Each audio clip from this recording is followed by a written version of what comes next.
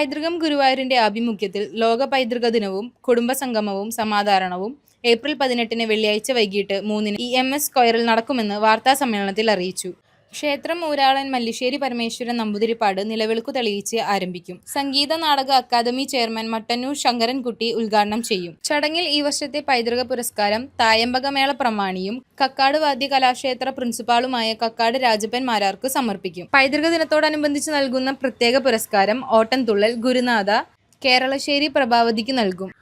ആരോഗ്യ സർവകലാശാല MD community medicine പരീക്ഷയിൽ 1ാം റാങ്ക് കരസ്ഥമാക്കിയ ഡോക്ടർ PS ഗായത്രിയെ അനുമോദിക്കും. കലാമണ്ഡലം ശാലിമയുടെ മോഹിനിയാട്ടം, പൈതൃകം സാരഥികളുടെ പഞ്ചാരിമേളം, പൈതൃകം കലാക്ഷേത്ര ഭജന സമിതി അവതരിപ്പിക്കുന്ന ഭജന എന്നിവയും ഉണ്ടാകും.